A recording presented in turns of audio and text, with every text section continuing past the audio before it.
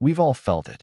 That sudden, cold realization when you check the calendar and realize it's December 2025, and we're still looking at a launch date that is nearly a full year away.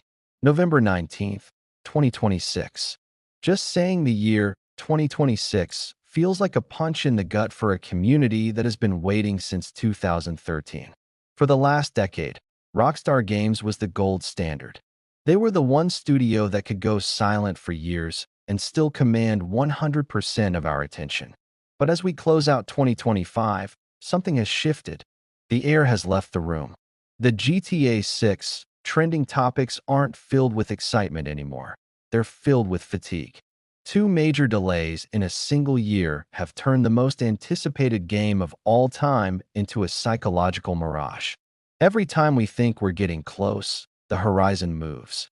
But this isn't just about a wait. It's about the fact that GTA 6 might be killing its own hype. Today, we're looking at why Rockstar's obsession with perfection and the internal chaos currently boiling over in their offices has made 2026 the most dangerous gamble in the history of entertainment. Let's be honest, the timeline for GTA 6 has become a comedy of errors. When Trailer 1 dropped in December 2023, the world stopped. We had a 2025 window.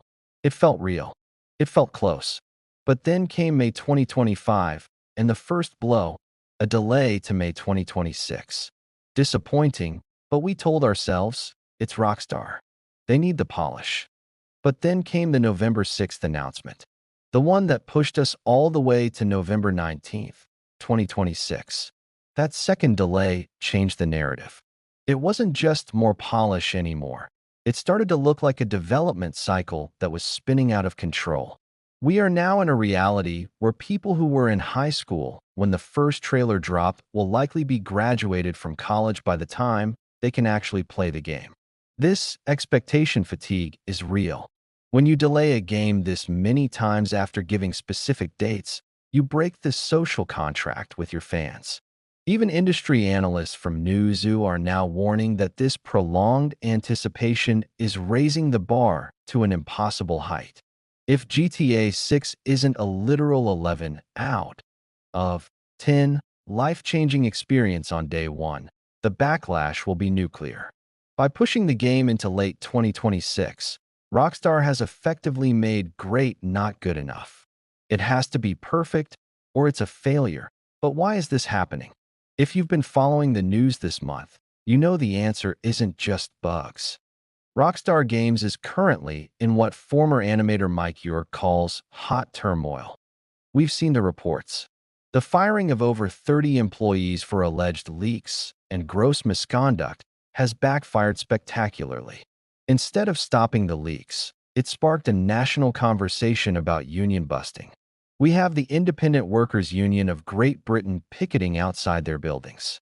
We even have the UK Prime Minister, Keir Starmer, calling the situation deeply concerning. When your lead animators and developers are working in an environment of rock-bottom morale, as described by internal sources, you don't get polish. You get burnout. Mike York, who worked on GTA 5, warned just a few days ago that Rockstar simply cannot afford another delay. The turmoil inside the company is now a public distraction. How can a team create the most ambitious world in history when they are worried about their job security and facing a PR crisis every Tuesday? The Rockstar magic has always been about their secrecy and their unity. Right now, they have neither. And then there's the market. 2026 isn't the empty void it used to be. By the time November 2026 rolls around, the Nintendo Switch 2 will have been out for over a year. The PS5 Pro will be the standard console. Other studios aren't afraid of Rockstar anymore. We just saw Hollow Knight. Silksong finally drop and move 7 million copies in 12 weeks. We have Battlefield 6 and Arc Raiders actually hitting their windows and keeping players engaged. But the biggest elephant in the room is the price. Rumors are swirling that Take-Two is looking at a $100 retail price for the base edition of GTA 6. In 2025, with the economy where it is, asking for $100 for a game people have been waiting 13 years for is a massive risk. If you're going to charge premium Quad A prices, you cannot have a rocky launch. But with the internal staff cuts and the union tension, the chances of a cyberpunk-style launch are higher than Rockstar would ever admit.